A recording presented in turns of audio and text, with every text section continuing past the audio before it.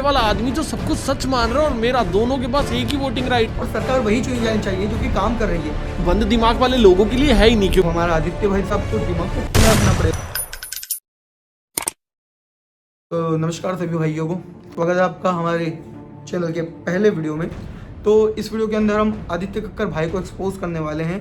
उनका जो प्रोपेगेंडा है उसको एक्सपोज करेंगे जो कि धुरंधर मूवी के अराउंड चल रहा है। दूसरी चीज़, इस वीडियो के ऊपर मैं पहली जो वीडियो थी वो गैस सिलेंडर और हमारे करंट जो हालात है देश के ऊपर बनाने वाला था, लेकिन धुरंधर की वेव है और व्यूज़ तो हमें भी चाहिए।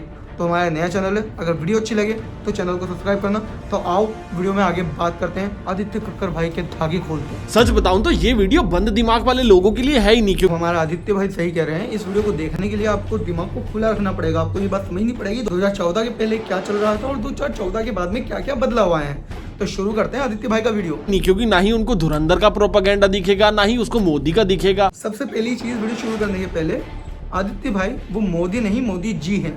आप एक पीएम को संबोधित कर रहे हो तो आपको कुछ रिस्पेक्ट उनको देनी चाहिए। आपके माता पिता मेरे ख्याल से इतने संस्कार तो आपको दिए होंगे। और तुम में से जो लोग जेन्युइनली इस वीडियो को देख के प्रोपेगेंडा को समझने आए हो ना, तुम लोग एक बार कमेंट सेक्शन को खोल के देखो। तुम्हें इतने सारे हेट कमेंट्स मिलेंगे, तुम्हें लगेगा कि मैं भी बिक चुका हूँ। बट अगर तो यहाँ पे हमारा आदित्य भाई ने हमें पहले ही बता दिया है कि वो भी जो है बिक चुके हैं, क्योंकि जेन्युइन बात है। यहाँ पर जो कुछ भी वो बातें बताने वाले हैं, कोई भी खुले दिमाग का आदमी 2 सेकंड में सुनकर समझ जाएगा कि वो क्या बताने की कोशिश कर रहे हो और क्यों बताने की कोशिश कर रहे हैं। और बिक तो आप चुके हो। और मूवी देख के ना वो क्रेज अंदर से मर गया, क्योंकि उसके अंदर ना एक ब्रांड इंटीग्रेशन कर रखी है और वो ब्रांड इंटीग्रेशन है मोदी जी की। तो यहाँ पे मैं आदित्य भाई की बातों से बिल्कुल डिसएग्री कर रहा हूँ, क्योंकि यहाँ पे कोई ब्रांडिंग इंटीग्रेशन नहीं करवाई जाएगी, ना मोदी जी की ना किसी पार्टी की। यहाँ पर सिंपल सी वो चीज़ें दिखाई गई हैं जो कि 2014 के बाद हुई है। हाँ, मूवी में कोई क्रिएटिव लेबोरेटरीज ली गई हैं, काफ़ी सारी चीज़ों को आगे पीछे करके पेश किया गया है, लेकिन बहुत सारी चीज़ें मोदी जी के आने के बाद हुई है।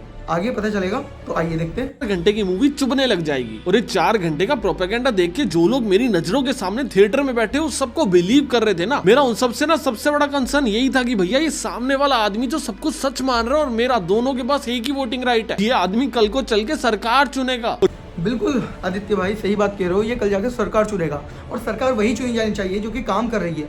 नो डाउट मोदी गवर्नमेंट ने बहुत सारी गलत चीज़ें करी है, आगे चल के उनके ऊपर भी हम भी वीडियो बनाएंगे, हमें भी पैसा चाहिए, लेकिन आगे चल के सरकार वही चुनी जानी चाहिए जिन्होंने काफ़ी सारे अच्छे काम किए हैं, और वही मूवी के अंदर दिखाया गया है। 11 मिनट और 50 सेकंड के ऊपर एक सीन दिखाया जाएगा जिसके अंदर आईएसआई का जो हेड था वो अपने कमरे के अंदर बैठा और सामने एक न्यूज चल रही है और उस न्यूज के अंदर मोदी जी इलेक्शन जीतने के बाद शपथ ले रहे हैं और वो आईएसआई के हेड के साथ एक बंदा बैठा होता है, मैं नाम नहीं लूंगा कौन बैठा होता है, तुम लोग मूवी देखोगे तुम्हें ज्यादा मजा आएगा। बट उसका कोई पार्टनर बैठा होता है और वो उसको ताना मार के बोलता है भैया तूने तो कहा था कि इस बार भी हमारी पसंद की गवर्नमेंट आएगी। और उसके बाद एग्जैक्टली क्या बोलता है, मैं कोट कर रहा हूँ, हमने काफी सारे अमेरिकन डॉलर्स फंड किए NGO, media, socialist and university को, जिससे हम लोग दोबारा से हमारे पसंद की गवर्नमेंट लाना चाहते थे। अभी ये लाइन कितनी प्रॉब्लमेटिक है इसको मैं थोड़ा लेट बताता हूँ। हाँ, तो आदित्य भाई ये बात सही है कि पाकिस्तान से काफी सारी जगहों पर पैसा आता था और इवन आज भी बहुत सारी जो मोदी मीडिया का राग कहलाते हैं उन लोगों को भी फंडिंग आती है, और आई थिंक आपको भी आई होगी जो आप इस टाइप की बातें कर रहे हो।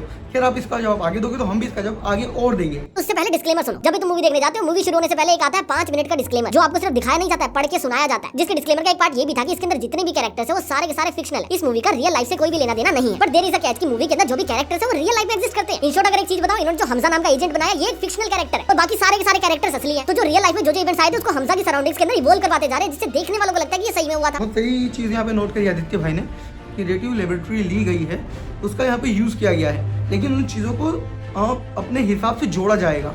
जैसे इसके अंदर नोटबंदी दिखाई गई है जो कि उन्होंने अपने फ़ायदे के हिसाब से उस चीज़ को जोड़ा गया है, और वो भी जो रीज़न उन्होंने दिया है वो काफ़ी हद तक सही दिया गया है। मैं समझता हूँ 60% सही होगा। तो प्रोपेगेंडा मूवीज बहुत बनती है, जैसे एग्जांपल में ताज स्टोरी देख लो, पूरी की पूरी एक प्रोपेगेंडा मूवी थी। अभी ना उस मूवी से किसी को भी प्रॉब्लम नहीं है, और वो इसलिए नहीं है क्योंकि उसके ऊपर रीच नहीं है। आपने एक कहानी तो बना दी पर उसके पास वो पावर ही नहीं है कि वो लोगों को इन्फ्लुएंस कर सके। पर धुरंधर के पास बहुत अच्छे डायलॉग्स, बहुत अच्छा म्यूजिक, बहुत अच्छी डायरेक्शन और एक अच्छी स्टोरी लाइन है। उस मूवी के पास पावर है कि वो लोगों को इन्फ्लुएंस कर सकती है। पर जब आपके पास इतनी ज्यादा पावर आ जाती है कि आप लोग सामने वाले को इन्फ्लुएंस कर सकते हो, तो आपके ऊपर डिपेंड करता है कि आप क्या इन्फ्लुएंस करना चाहते हैं। सेम चीज आदित्य भाई को मैं बोलना चाहूंगा कि जब किसी इंसान के पास में इतनी ज़्यादा पावर आ जाती है कि वो इंसान लोगों को काफ़ी टाइम लोगों को इन्फ्लुएंस कर सकता है, तो उसे सोचना चाहिए, समझना चाहिए कि मैं क्या बोल रहा हूँ, कैसे बोल रहा हूँ। क्योंकि पॉजिटिव नेगेटिव निकालना तो हमारे हाथ में भी। मैं खुद एक सेल्समैन हूँ, मैं किसी भी चीज़ का पॉजिटिव भी दिखा सकता हूँ, उस चीज़ का नेगेटिव दिखा सकता हूँ, चाहे वो जहर ही क्यों ना हुआ हो। आगे देखते हैं। मूवीज के अंदर कन्वर्जन का मतलब होता है सॉफ्ट इन्फ्लुएंस। एक मूवी जो इंडिया वर्सेस पाकिस्तान के एंगल के ऊपर बनी है और हमको उस टाइप की मूवीज देखना बहुत पसंद है। हर इंडियन को ये चीज देखनी है कि भैया हमारा देश कैसे ग्रो कर रहा है, हमारा देश कैसे वॉर जीत रहा है, हमारा देश कैसे तरक्की कर रहा है। और वही चीज जो है पिक्चर दिखाती है कि हमारा देश कैसे ग्रो कर रहा है, हमारी इंटेलिजेंस एजेंसी जो है कैसे आगे बढ़ रही है, पाकिस्तान के अंदर घुस कर अपने मिशन कर रही है। भले ही हमजा अली मज़ारी का जो कैरेक्टर है वो फिक्शनल है, लेकिन हमारे काफ़ी सारे जासूस वहाँ घुस करके इसी टाइप से काम कर रहे हैं और बहुत नेक्स्ट लेवल काम कर रहे हैं।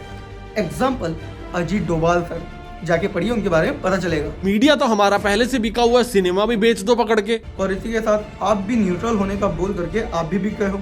कम से कम आप तो बिना बिके हुए रहते, सही चीजें बताते। 2014 के अंदर जब मोदी गवर्नमेंट सरकार के अंदर आने वाली थी, इतने बड़े लेवल पे प्रोपेगेंडा चलाया गया था। अगर कोई भी न्यूज चैनल एक बार मोदी है तो मुमकिन है बोलता था, उसको हर बार के 1 लाख रुपए मिलते थे। हर न्यूज चैनल ने रेपिटेटिवली ये चीजें बोली और 120 करोड़ रुपए की पेमेंट मोदी गवर्नमेंट ने सिर्फ 1 महीने में करी थी। जिसके बाद कांग्रेस ने मीडिया के ऊपर इलेक्शन रिग करने के लिए केस भी किया था और सरप्राइजिंगली कांग्रेस कोर्ट के अंदर जीत भी गई थी। और ये चीज को आज तक पब्लिक नहीं किया गया कि भैया सुप्रीम कोर्ट ने सभी न्यूज चैनल्स के ऊपर 200 करोड़ का फाइन मारा था। और जो इनका एंकर है ना अर्नब गोस्वामी, उसको तो 11 साल के लिए कोर्ट ने बैन कर दिया था। ये तो पीएम ने चिट्ठी लिखी थी तब जाके छोड़ा उसको। और अभी मैं जितनी भी चीजें बता रहा हूँ ना, तुम्हारे लिए बहुत नहीं होगी। तुम्हें लगेगा कि यार ये आज तक तुम्हें पता क्यों नहीं है। पता क्यों नहीं पता? क्योंकि ये सारी की सारी चीजें फेक है। बस चिल्ला के एक अच्छे म्यूजिक के साथ तुम्हारे इमोशंस को कंट्रोल कर सकता हूँ। और झूठ मैंने कहीं भी नहीं बोला। वीडियो के स्टार्टिंग में मैंने एक डिस्क्लेमर ऐड कर रखा था कि भैया मेरे पास क्रिएटिव फ्रीडम है। और ये सारे फैक्ट्स को रिप्रेजेंट करते टाइम मैंने जितने भी आर्टिकल्स दिखाए उन सबके नीचे लिखा हुआ था कि ये आर्टिकल फेक है। ये तो तुमने उसके ऊपर ध्यान नहीं दिया, तुमने क्रॉस चेक नहीं किया, मैं क्या करूं? अगर मैं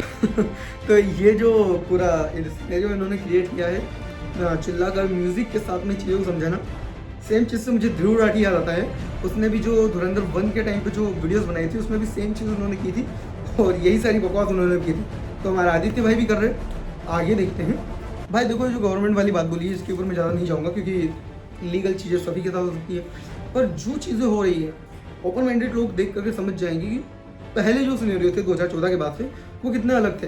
हमारे देश पे हमला होता है, हम पड़ोस वालों को मारने की बजाय हम जाते अमेरिका के पास में, जहाँ पर जाकर के हमारा नेता रोते थे कि हमें बचाओ, ये गलत हुआ है, इनकी निंदा कीजिए। उससे होता कुछ भी नहीं था और ज्यादा कुछ हुआ भी नहीं। और प्रोपेगेंडा ऐसे ही ऑपरेट करते हैं। आप लोग एक झूठी कहानी बनाते हो जिसके ऊपर अगर लोग विश्वास कर रहे हैं तो आप लोग करने देते हो, और जिस दिन आपके ऊपर क्वेश्चन करते हैं तो आपको बोलते हैं भाई ये तो मेरी क्रिएटिव फ्रीडम है, ये तो मैंने डिस्क्लेमर में दे रखा है। पर तुम लोग मुझे ये बताओ कि हमारे देश के अंदर एक मूवी बनाने वाले बंदे को इतनी क्रिएटिव फ्रीडम मिलनी चाहिए कि वो बंदा आके पब्लिकली ये चीज क्लेम करे कि 70 साल हमारी सरकार पाकिस्तान ने चलाई है। एग्जैक्टली उन्होंने मूवी के अंदर यही चीज करी है। 2014 से पहले कांग्रेस गवर्नमेंट रूल करी थी एंड वी ऑल नो कि उन्होंने 70 साल राज किया। और जैसे ही हाँ जो भाई साहब, तो यहाँ पे आदित्य भाई सही है।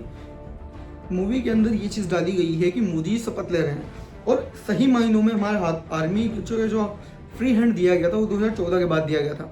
काफ़ी सारे एग्जाम्पल हैं जो कि हम आगे डिस्कस करेंगे। आगे भाई की वीडियो देखते हैं। कांग्रेस गवर्नमेंट हटती है और बीजेपी गवर्नमेंट आती है तो आईएसआई वाले बोलते हैं कि भैया इस बार भी हमारी गवर्नमेंट नहीं आई। पिछले साल हमारी गवर्नमेंट थी, इस बार भी आनी चाहिए थी पर इस बार नहीं आई। दैट मीन्स इस बार आप लोग हार गए। दैट मीन्स इस बार पाकिस्तान हार गया। दैट मीन्स तो यहाँ पर ये जो लोग बोल रहे हैं कि हम हार गए, हमारी पसंद की गवर्नमेंट नहीं है, ये उस टाइम पे चीज़ें बिल्कुल वैसी ही थी कि पाकिस्तान आता था, बॉम्ब ब्लास्ट करता था, कुछ भी करता था, बॉर्डर के ऊपर कुछ किया उन्होंने और उनको कोई जवाब नहीं मिलेगा। तो इस तरीके से ये उनकी गवर्नमेंट हुई क्योंकि वो कुछ भी कर सकते हैं, मनमानी चीज़ें कर सकते हैं, उनके ऊपर उनको कोई हर्जाना इस चीज़ का भुगतना नहीं पड़ेगा। तो यहाँ पर तो वो बोल ही सकते हैं कि हमारी सरकार हार गई, हम हार गए। तो यहाँ पर मैं बिल्कुल एक चीज़ आई है इसके ऊपर एग्री करूँगा कि मोदी की गवर्नमेंट को प्रो इंडिया दिखाने का इनका जो है प्रोपेगेंडा है और देखेंगे आप तो वो चीज़ें सही में काम कर रही है। यहाँ पर अभी नीचे अब आ गया हमारा मोदी, अब तो ये परेशान ही रहेंगे, अब मजा आ रहा है। आपके माइंड के अंदर डोपामिन रिलीज होता है। आपको उस टाइम पॉलिटिकल पार्टी से कोई लेना देना नहीं होता। आप लोग चाहे आम आदमी पार्टी को वोट डालते हो, आप लोग बीजेपी को डालते हो, आप लोग कांग्रेस को डालते हो या नोटा दबा के आ जाते हो, उस टाइम पे आपको मोदी पसंद आएगा क्योंकि उस टाइम पे सिनेरियोज वैसे बना रखी है। जिससे होगा क्या कि आप लोग एक चीज को फैक्ट समझोगे और दूसरी चीज को बाय डिफॉल्ट फैक्ट मान लोगे। आपके सामने एक फैक्ट आया कि भैया मोदी पीएम बना था, उसके बाद आईएसआई वाले सारे के सारे नाराज हो गए। एक फैक्ट है, एक के बारे में हमें किसी को नहीं पता, जिसके बारे में हमें किसी को नहीं पता हम लोग उसको भी फैक्ट मान लेंगे। और यही पैटर्न इन्होंने पूरी मूवी के अंदर रिपीटेटिवली यूज किया हुआ है, जिसका पूरा का पूरा एजेंडा ना बीजेपी की इमेज को प्रो इंडिया दिखाने का। और अगर तुम लोग तो यहाँ पे मैं बिल्कुल एक चीज आई है इसके ऊपर एग्री करूंगा कि मोदी की गवर्नमेंट को प्रो इंडिया दिखाने का इनका जो है प्रोपेगेंडा है और देखेंगे आप तो वो चीज़ें सही में काम कर रही है।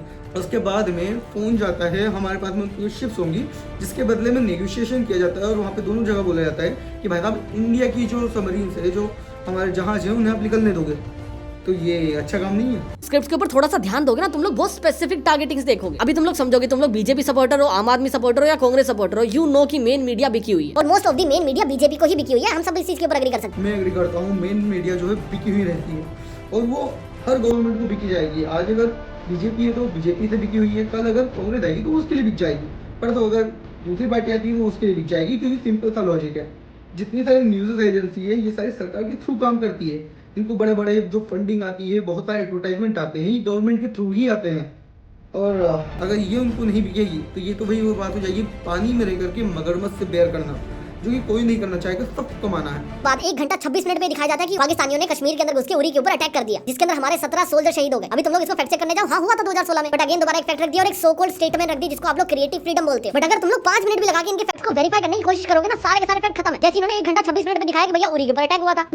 तो यहाँ पर हम देखेंगे 2016 में जो पूरी अटैक हुआ है, ठीक है। तो ये इसके अंदर जहाँ तक मैंने पिक्चर देखी है उसके अंदर चौधरी असलम का कोई हाथ नहीं है। ये जो अटैक हुआ है वो टोटली पाकिस्तान की साइड से किया गया था, जिसका कोई भी लिंक यहाँ पे नहीं मिलता है। सिर्फ इतना दिखाया गया है कि इंडिया के ऊपर अटैक हुआ है। इसके बाद में हमारी मोदी गवर्नमेंट ने, प्रो इंडियन गवर्नमेंट ने, मोदी गवर्नमेंट ने पाकिस्तान के अंदर घुस कर स्ट्राइक की थी। ये हम सबको याद होना चाहिए, क्योंकि 2014 के पहले ये चीज़ें मैंने कभी नहीं देखी कि इंडिया पाकिस्तान के इतने अंदर घुसा हो और पाकिस्तान को मार के आया हो। तो अगर इसके चलते मोदी जी को अगर इतना पिक्चर तवज्जो दिया जा रहा है तो वर्थ है मेरे भाई। घंटे 4 मिनट के ऊपर इन्होंने दिखाया कि भैया एसपी को मार दिया गया। एसपी को किसने मारा? बलोच लोगों ने। कैसे मारा? वो अपनी कार कॉन्वॉय में कहीं जा रहा था, पीछे से बलोचियों ने आके मार दिया। बट अगर तुम लोग इसको क्रॉस चेक करने जाओगे इंटरनेट के ऊपर तो एक्जैक्टली वैसे ही डेथ हुई थी जैसा मूवी के अंदर दिखाया गया। बट मूवी के अंदर दिखाया गया कि एसपी की डेथ 2016 के बाद हुई थी, बट रियलिटी के अंदर उसकी डेथ 2014 के अंदर हो गई थी। और इन्होंने एसपी जैसे कैरेक्टर को 2 साल एक्स्ट्रा जिंदा पता क्यों रखा? क्योंकि इनको एक नया प्रोपेगेंडा फैलाना था जिसका नाम था ग्रीन पत्ती। इन्होंने मूवी के अंदर एक नया कॉन्सेप्ट बनाया, एक परियों की दुनिया बनाई और उसके अंदर दिखाया कि भैया हमारे देश के अंदर पैसा स्मगल किया जा रहा था। जैसे पार्ट 1 में इन्होंने दिखाया था कि हमारे देश के कैबिनेट ने मशीन्स को रिजेक्ट कर दिया था, जिसकी वजह से नोट छापने की सारी मशीन पाकिस्तान में चली गई। और पाकिस्तान ने प्लान बना लिया कि वो उन्हीं मशीनों की मदद लेंगे, 60,000 करोड़ रुपए को प्रिंट करेंगे और नेपाल के थ्रू इंडिया के अंदर भेज के यूपी के इलेक्शन को रिग कर देंगे। और हमारा हीरो यही इंटेल इंडिया को ही भेज देता है, जो चीज आपको एक्जैक्टली 2 घंटे 11 मिनट में दिखाई भी जाएगी। और उसके एक्जैक्टली 30 सेकंड बाद मोदी जी की पूरी क्लिप दिखाई जाएगी जिसके अंदर वो नोटबंदी की अनाउंसमेंट कर रहे होते हैं, जिसको इंडायरेक्टली ऐसे दिखा। अब यहाँ पे आदित्य भाई बोल रहे हैं कि चौधरी असलम को 2 साल जिंदा इसलिए रखा गया क्योंकि उनको दूसरा प्रोपोगेंडा जो है एग्जीक्यूट करना था, जो है ग्रीन पत्ती। तो जहाँ तक मुझे समझ में आया है, जो कि नोटबंदी की यहाँ पे बात चल रही है, तो अगर वो चौधरी असलम को पहले भी मरवा देते तो भी उसे एग्जीक्यूट करवा सकते थे। अगर ये चौधरी असलम को पहले भी मरवा देते तो भी ग्रीन पत्ती को जो है एग्जीक्यूट करवा सकते थे, क्योंकि वहाँ पे बहुत सारे कैरेक्टर थे जो उसको पुल ऑफ कर सकते थे और उसके अंदर चौधरी असलम का कोई हाथ नहीं था। और जहाँ तक बात रही रियल लाइफ में बात करूँ, जो 2016 में मोदी जी ने किया था, तो उस टाइम पे काफ़ी सारे जाली नोट इंडिया के अंदर लाए जाते थे और बहुत सारे नोट इंडिया के अंदर घुस चुके थे। तो आदित्य भाई बोल रहे हैं कि अगर मुझे पता चलेगा कि हमारे देश के अंदर 60,000 करोड़ की नकली करेंसी आ रही है तो हम करेंसी को रोकेंगे या नोटबंदी करेंगे। तो यहाँ पे मोदी जी ने बिल्कुल सही किया है नोटबंदी करके, क्योंकि जो पैसा बाहर से आ रहा है रोका जा सकता है, लेकिन जो पैसा इतने टाइम से सिस्टम के अंदर घुस चुका है, आदित्य भाई उसे कैसे निकालोगे? नोट के अंदर कोई चिप तो होती नहीं है जिससे कि वो निकल जाए। और रही बात नोटबंदी के बाद में क्या क्या इफेक्ट आए, तो उसके ऊपर मैं बात करना चाहूँगा। जब नोटबंदी हुई थी उस टाइम पे खनानी ब्रदर्स के पास में उस समय भी 40,000 करोड़ की फेक करेंसी थी। उस टाइम पे 40,000 करोड़, और सोचो पाकिस्तान के अंदर ये कितने मात्रा में पैसा पड़ा होगा, लाखों करोड़ों का चक्कर होगा बाबू भैया। उसके बाद में मैं थोड़ा सा एक वीडियो दिखाता हूँ, ये वीडियो देखिए आप।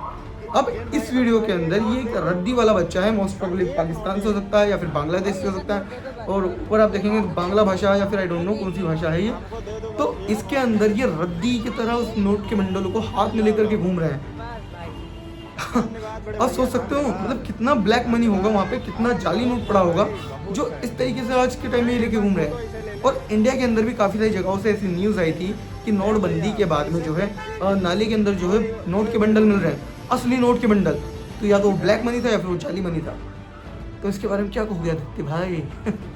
थोड़ा ऐसे अवॉइड करना, मेरे यहाँ पे रोड पास में 12 मिनट 35 सेकंड के ऊपर मोदी जी अनाउंस करते हैं कि भैया हमने नोटों को बंद कर दिया। 2 घंटा 12 मिनट 50 सेकंड के ऊपर पाकिस्तानी ISI एजेंट अपनी छाती पीट रहे होते हैं कि भैया मोदी ने क्या कर दिया है, और पूरा थिएटर चिल्ला रहा होता है कि भाई हमारे मोदी ने क्या ही कर दिया है। मूवी की एग्जैक्ट लाइन सुनो कि इनको रोकना अब नामुमकिन है। अगली लाइन सुनो, देख नहीं रहा है चाय वाला घुस के फट गया है अंदर। यहाँ पर ये जो डायलॉग है चाय वाला घुस के फट गया है अंदर, ये एक्चुअली एग्जिस्ट करता है। आप देखोगे कई सारे इंटरव्यूज में अभी भी जो लोग बिके हुए हैं दूसरी साइड से, वो मोदी जी को मोदी जी नहीं, प्राइम मिनिस्टर को इज्जत के साथ नहीं, सिर्फ चाय वाला ही बोलते हैं, और योगी जी को गाय वाला। तो ऐसा क्यों? मोदी जी के फकअप्स को उठा रहे हो, एक रैंडम कहानी बना रहे हो और उसको जस्टिफाई कर रहे हो, और एट द एंड हमारे दुश्मनों से मोदी जी को शाउट आउट दिलवा रहे हो। एक बार अगर आप हिम्मत हो तो इसका रीजन बता दो। आपने एक मूवी बना के इस चीज को जस्टिफाई कर दिया कि नोटबंदी क्यों हुई थी। जिस सरकार ने नोटबंदी करी थी वो 6 साल में जस्टिफाई नहीं कर पाई है। उन्होंने ब्लैक मनी को इकट्ठा करने के लिए नोटबंदी करी थी। कितने नकली नोट पकड़े गए उस टाइम पे, कितना ब्लैक मनी पकड़ा गया, आज तक कोई इन्फॉर्मेशन नहीं है। बट क्योंकि पूरी मूवी डिजाइन है, मैंने भी इस चीज़ के ऊपर रिसर्च नहीं करी है कि गवर्नमेंट ने नोटबंदी के बाद में कितना रिकवर किया था और कितना नहीं, लेकिन जो वीडियो मैंने दिखाया उससे ग्राउंड रियलिटी पता चलती है। खनानी ब्रदर्स की न्यूज़, इस बच्चे का वीडियो, और जो हमारे इंडिया के अंदर नाली के अंदर और काफ़ी सारी जगहों पे जो ओरिजिनल या फेक करेंसी फेंकी जाई थी, वो सारी चीज़ें। तो इस चीज़ से तो यही पता चलता है कि जो नोटबंदी थी वो काफ़ी इफेक्टिव थी और काफ़ी अच्छा उसका असर रहा है। इसके बाद में जो स्विस बैंक में जो हमारी मनी पड़ी होगी वो भी काला धन था, पुराने नोट थे, चूँकि यूजलेस है, यानी कि हर्षद मेहता के टाइम पे भी वो नोट गए थे और अभी उनकी कोई वैल्यू नहीं है।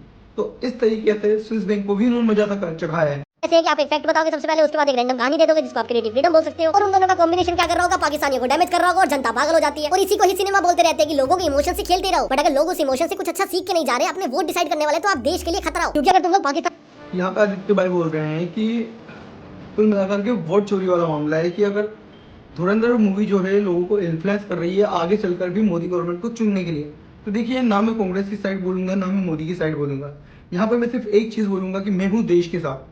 अगर किसी एक पर्सन को वोट देने से हम पाकिस्तान को घर में घुस के मारते हैं, उनको उनकी औकात दिखाते हैं, हम जब हमारे देश को कोई अटैक करता है तो हम लोग सीमा के अंदर होने वाले आतंकवादी के कैंप पे सीधा मिसाइल मारते हैं, तो मैं अपना वोट ऐसे आदमी को दूंगा।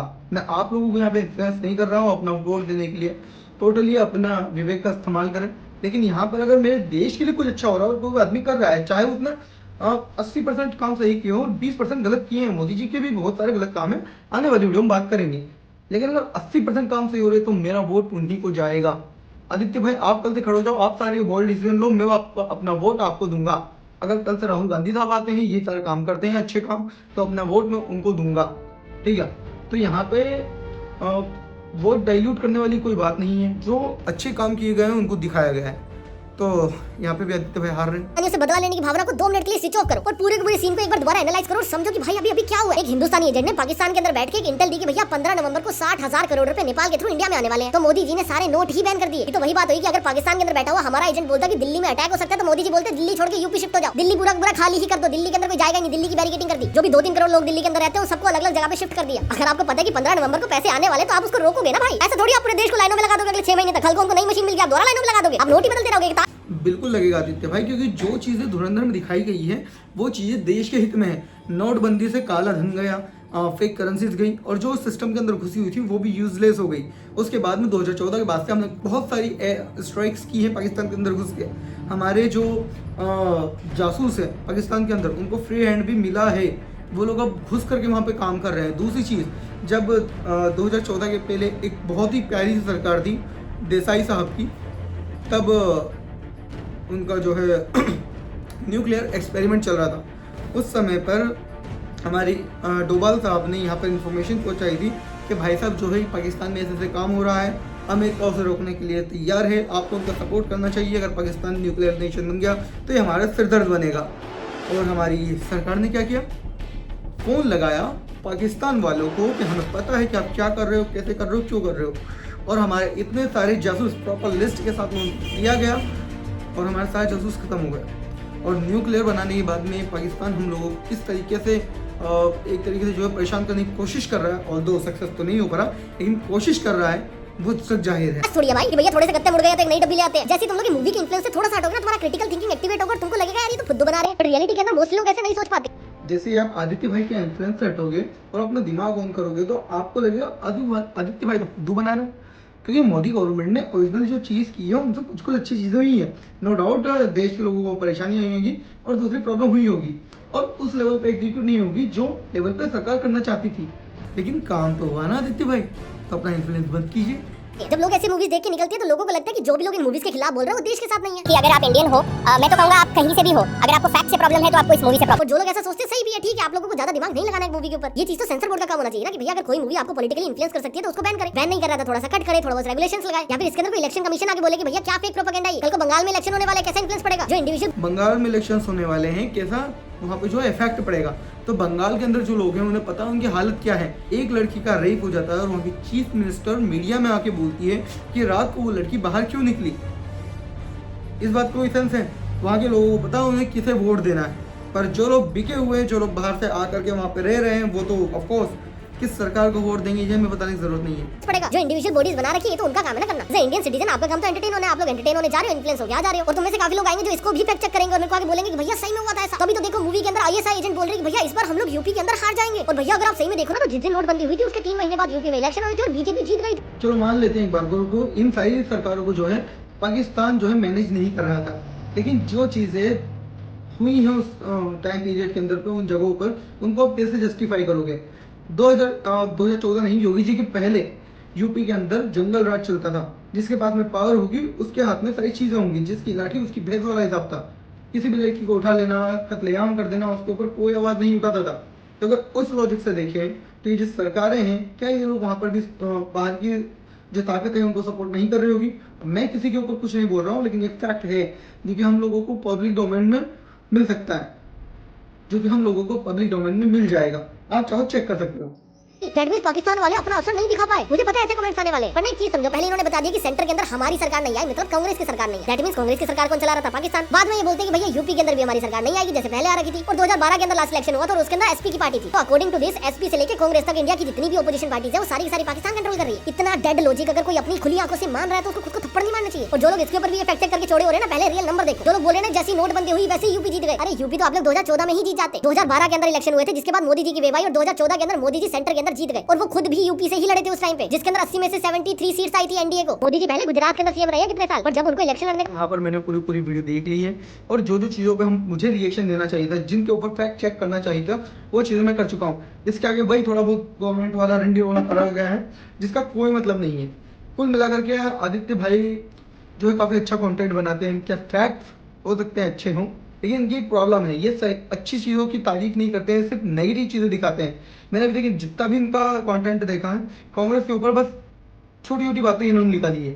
लेकिन अगर देखा जाए तो 2014 के बाद से जो चीज़ें हुई है उनके ऊपर इनको कंपैरिजन करना था और एक एक चीज़ को सही मायने दिखाना चाहिए था, लेकिन भाई हमारे वो नहीं करते हैं। अभी बीच में एक मैंने इनका वीडियो देखा था जिसके ऊपर बागेश्वर धाम वाले बाबा को जो है बोल रहे थे कि आप एंटी नेशनल हो क्योंकि आप हिंदू राष्ट्र बनाने की बात कर रहे हो। अब इसके ऊपर क्या बोला जाए, क्या इसके बारे में हम आगे बात करेंगे। दूसरी बात, हमारे आदित्य भाई को धंधा बहुत अच्छे से समझ में आता है और आदित्य भाई ने धंधे के नाम पे क्या उखाड़ा है, ये एक पीआर एजेंसी चलाते हैं। पीआर एजेंसी चलाना कितना ही मुश्किल होगा एक पीआर एजेंसी को चलाना। आप कुछ इन्फ्लुएंसर से बात कर सकते हैं, मीम चैनल के ऊपर बात कर सकते हैं, उनको एक अमाउंट ऑफर कर सकते हैं और जिसकी पीआर करवा रहा है उसकी कुछ अच्छी क्लिप्स उठाकर उनको देंगे, वो लोग पैसा लेंगे, उसको प्रमोट करेंगे और आप सामने वाले पैसा लोगे। इतना सिंपल सा हिसाब है इनकी पीआर एजेंसी का। तो ये उखाड़ा हमारे आदित्य भाई ने धंधे के नाम पे। अगर आदित्य भाई आपको धंधा इतना ही समझ में आता है तो कोई डेड नीश उठाओ, उसको आप जो है लाइव कीजिए, जैसे हमारे काफ़ी सारे लोगों ने किया भी है। जैसे रतन टाटा सर, सब बोल रहे थे टाटा मोटर्स डूब जाएगा, लेकिन वो बाहर गए, जब उनको उन चीज़ें उनके अनुकूल नहीं हुई तो वापस इंडिया आए, उन्होंने उसे वापस चलाया और आगे बढ़ाया। आप भी ऐसा कुछ करके दिखाइए, कुछ बड़ा उखाड़िए ना जिससे लोग आपको भरोसा कर सकें। और नेगेटिव पॉजिटिव निकालना तो मैं भी कर सकता हूँ, हर कोई कर सकता है। हम एक सिंपल सी चीज़ लेते हैं, पानी। अब पानी अगर आप एक्सेस में पियोगे तो आपका खून पतला होगा, आपको 100 दिक्कतें हो सकती है। अगर आप पानी नहीं पियोगे तो आपका गला सूखेगा, आपके अंदर डिहाइड्रेशन हो जाएगा और आप पानी की कमी के चलते मर भी सकते हो। तो दोनों चीज़ें हैं और दोनों चीज़ें निकालने में हमारा आदित्य भाई बहुत आगे हैं। पर दिक्कत ये है ना आदित्य भाई, आप सिर्फ नेगेटिव बताते हो और पॉजिटिव बताते नहीं हो। आगे आपकी बहुत सारी वीडियो जिसके ऊपर हम जो है चर्चा करेंगे और बहुत आगे लेके जाएंगे। तो अगर हो सके तो इस वीडियो का रिप्लाई कीजिए, और अगर नहीं कर पा रहे हैं तो मैं तो आगे और भी वीडियो लेके आने वाला हूँ, आपको तगड़े तरीके से एक्सपोज करने वाला हूँ। और अब मैं बात करना चाहूँगा तुमसे, तो भाई अपना नया चैनल है, इसको सब्सक्राइब करो क्योंकि बहुत सारी वीडियो आने वाली है। हम लोग किसी गवर्नमेंट के लिए बायस्ड नहीं है, हम लोग ना बीजेपी के हैं ना कांग्रेस के, हम लोग किसी के भी नहीं है। नॉर्मली ग्राउंड लेवल पे जो चीज़ें मुझे दिखेगी जिसके ऊपर गवर्नमेंट से या आदित्य कक्कर भाई जैसे सो कॉल न्यूट्रल इन्फ्लुएंसर से जो सवाल पूछने चाहिए वो हम इनसे पूछेंगे। और आगे चल के इसी टाइप की न्यूट्रल्स काफ़ी सारी वीडियोस आएंगी जिसके अंदर मैं आपको जो भी गवर्नमेंट थी उसके पॉजिटिव गिनाऊंगा और जो भी गवर्नमेंट थी उसके नेगेटिव गिनाऊंगा, और जो भी चीज़ें चल रही हैं पॉजिटिव और नेगेटिव उनके ऊपर देखेंगे। तो सब्सक्राइब करो अपने चैनल को।